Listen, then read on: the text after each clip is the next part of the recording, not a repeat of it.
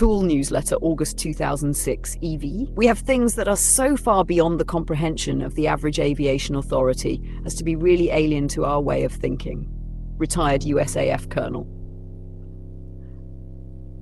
It was probably over Coronas and snake bites at the local pub when Camella and I came up with the no-brainer to shoot some footage near the perimeter of Area 51 to be used in the screen projections for Rosetta Stoned during the band's upcoming US summer-fall tour. Along with some infrared landscape stuff, we scribbled a laundry list on the back of a Newcastle Brown Ale coaster of a few other targets, things associated with the area such as the use of deadly force warning signs, paramilitary security patrols, henceforth known as camo dudes, video surveillance equipment, radiation monitoring gauges, and even the dusty white bus with the darkened windows that transports workers to and from the non-existent military installation. Because I had recently witnessed lots of activity over the base while camping near the restricted zone on a Thursday night, June 20 Tech, I suggested to Camella that we make the trip on that same day of week in the hope of glimpsing something black while scrounging around for the Rosetta footage. Looking at a calendar, despite the moon, we quickly decided on July 6th, which would give us a day to decompress after the Independence Day festivities. Before I describe the events of that nearly fateful night, with the Indiana Jones theme still in my head, some of you secret aircraft buffs might be interested in what happened a couple of weeks prior. June 22nd was a near moonless night. A fingernail crescent appeared over the ridge shortly before dawn, illuminating a box of Krispy Kremes. The perfect backdrop for stargazing at my favourite camping spot near the buffer zone for the buffer zone of America's most famous secret base. Shortly after nightfall, while babysitting some boar's head franks on a small charcoal grill, I happened to notice out of the corner of my eye some bright strobing among the multitude of stars. This, my friend, we'll call him Kent, and I quickly determined to be formations of jets on some kind of manoeuvres. As we anxiously watched the aircraft strobes and listened to their Doppler effect rumble, I had the feeling that they were forming a perimeter of sorts, possibly to protect something, and hopefully something exotic that was being test flown. After about half of an hour or so of this exercise, suddenly a deafening double sonic boom shook the desert floor. This was similar to the sound made by the space shuttle that I've heard when the weather conditions in Florida force it to land at Edwards AFB, only much louder.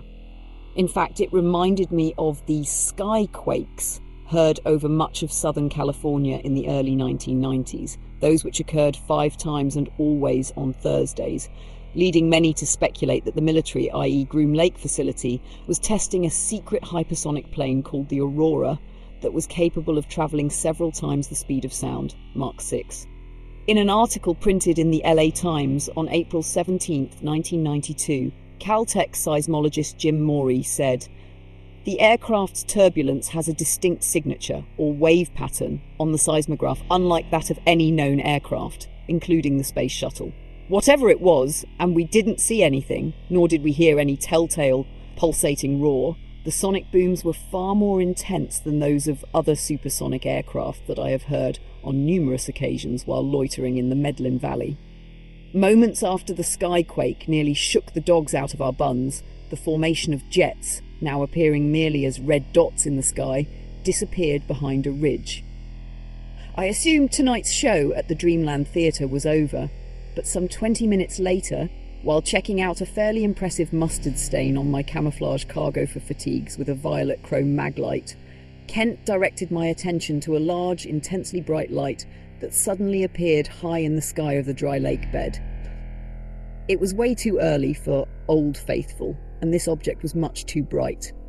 I stood transfixed as it increased in brightness, possibly a plasma field as its metal area shell energized, and began moving in an anomalous manner. Before I could grab my binoculars, it simply vanished. Into what Stargate, parallel dimension, or galactic turnpike on the Mind Link panel, I dare not hypothesize. Perhaps an Arculator Level 6 designed clone accidentally bumped against the magnetron in the H-pack. The rest of the evening was fairly uneventful, just the usual assortment of satellites, shooting stars, military helicopters, and flame of patriotic Bic lighters, held by semi-retired saucer aficionados constructing their favourite distillations. And you probably don't need to know about the Scorpion that was a stowaway in Kent's trunk all the way back to LA, nor how a certain camo-clad Magistelli screamed like a 5-year-old girl upon encountering the startled creature while lifting up the silver Coleman. But as terrifying as that was, at first I thought it was a spider, it didn't compare to the truly terrifying things that happened when we earlier stopped at a Wendy's on Tropicana. I know Dave passed on to the great franchise in the sky, but goddamn, someone at Regional might want to check on that Lord of the Flies crew. Makes me question the whole finger in the chili scam.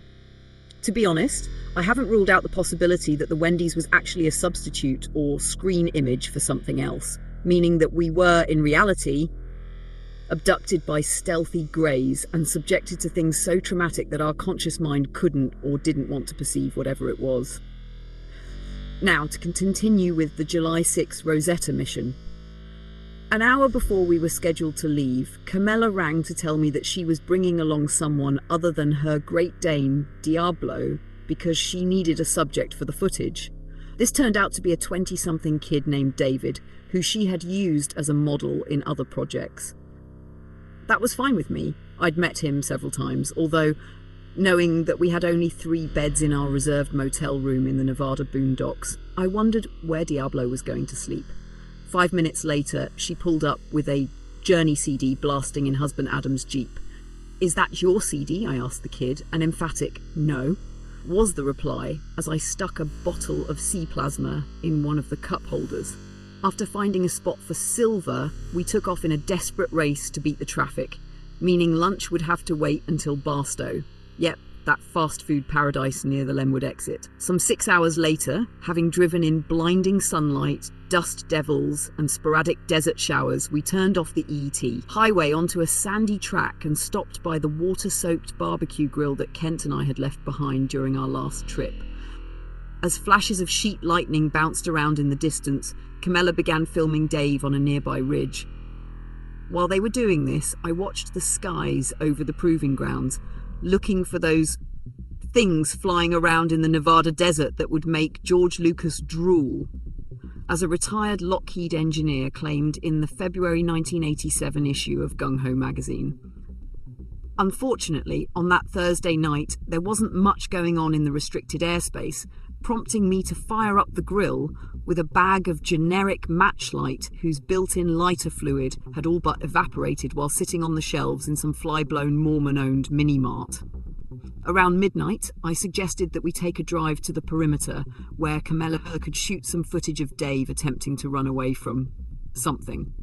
Minutes later, as I was going about 45 to 50 mph on the dirt and gravel access road, 51 Road, while dodging jackrabbits in the glare of headlights, as well as puddles of muddy water in spots from earlier flash floods, suddenly a powerful jolt shook the Jeep. "Holy shit!" I remember shouting, knowing that we must have hit something large, and thinking that it was possibly the mother of all potholes, although I didn't see anything. After quickly checking the tyre pressure on the computer display and seeing that they were fine, we continued on. I'm making a mental note to look out for whatever it was on the way back.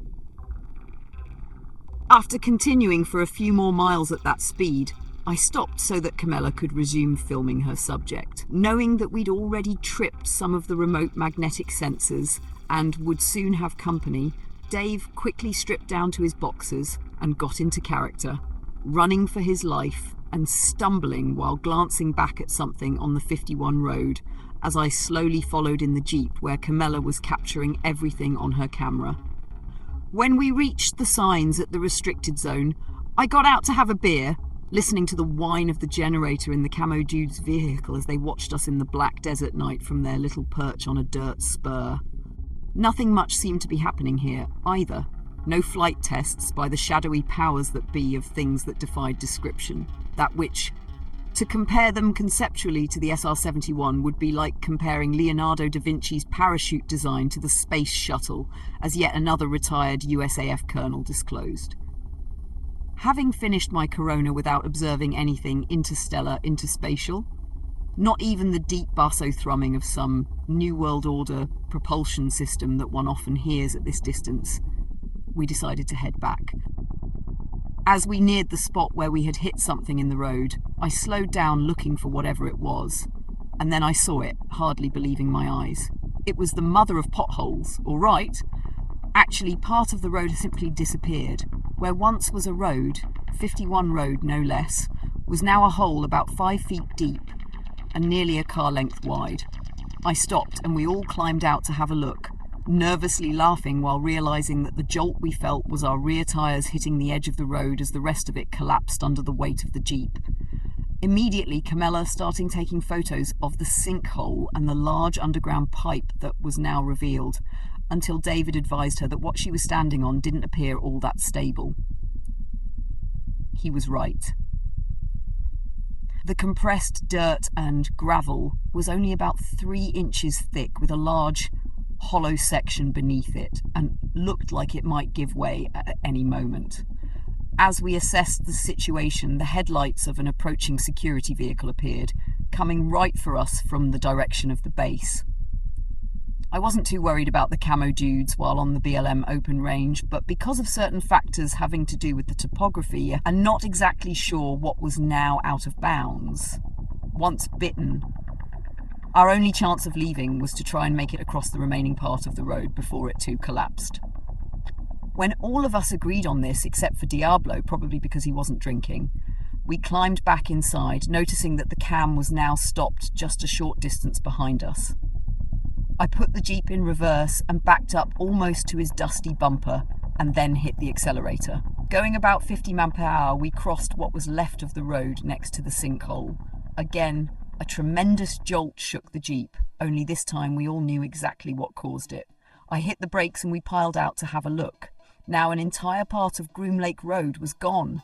"That was so Indiana Jones," Camella laughed, and then began singing, "Da da da da!"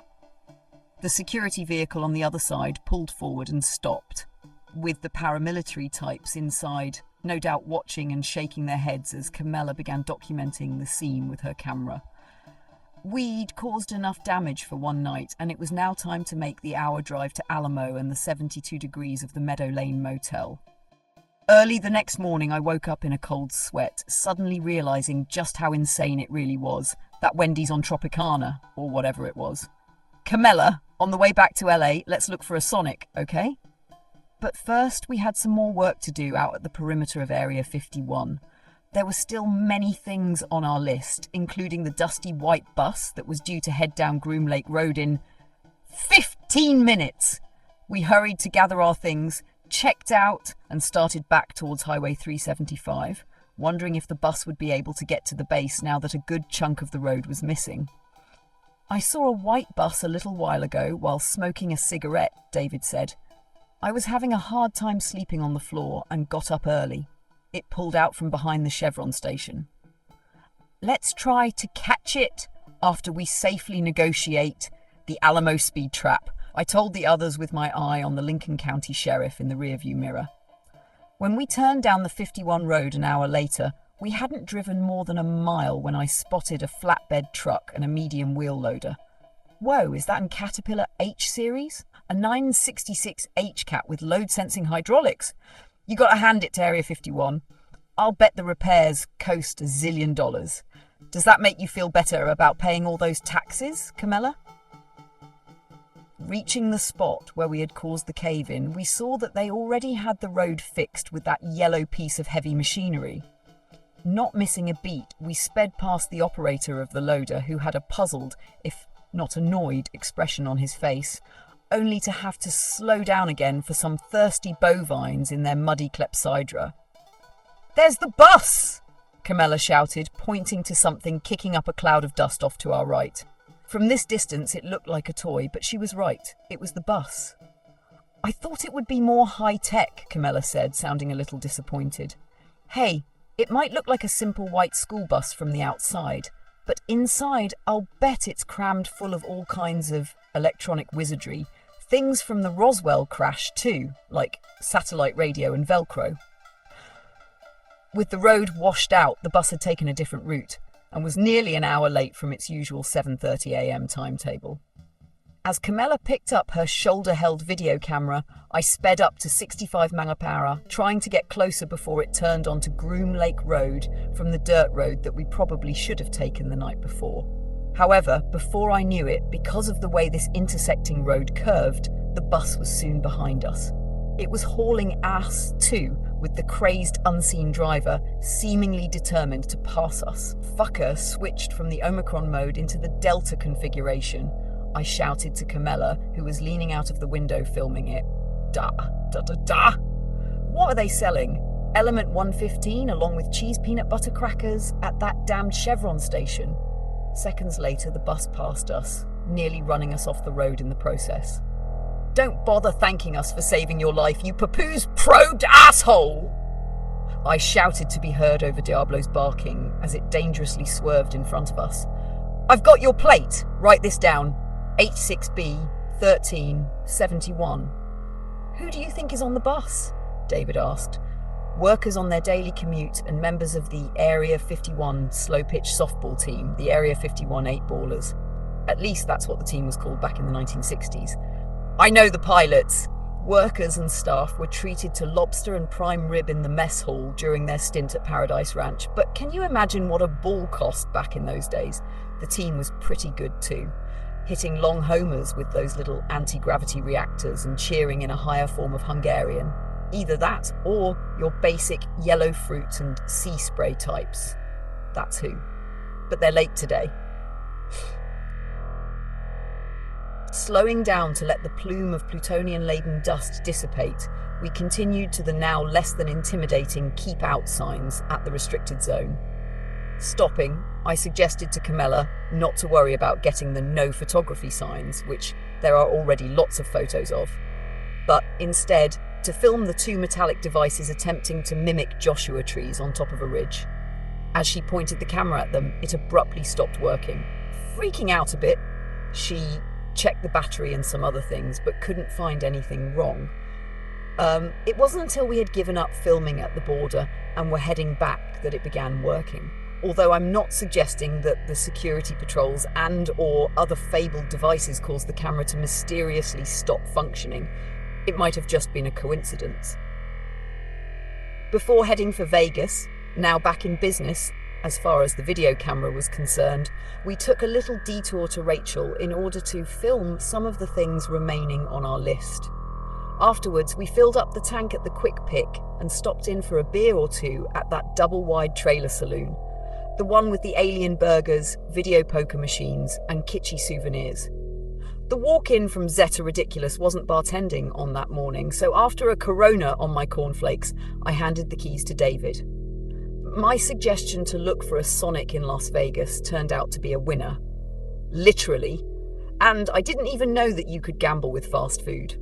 After ordering 3 burger combos for about $16, when we gave the car hop a 20, she gave us $18 back in change.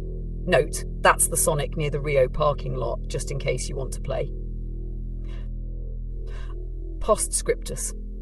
While having dinner with some friends at Benihana a few days later, Adam looked at me from across the table and said, "I heard about Area 51. I'm mad at you."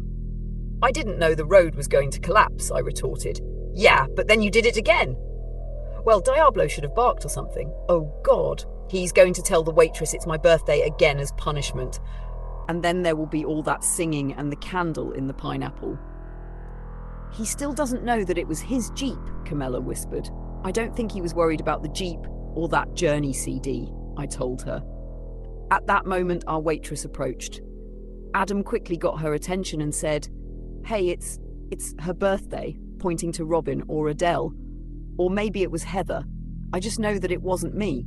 Nice! So, all you Tool fans, when you go to the arena shows and watch the screen projections during Rosetta Stoned, remember that some of us almost bit it and had a fake birthday with the singing and clapping and pineapple at Benihana for you people.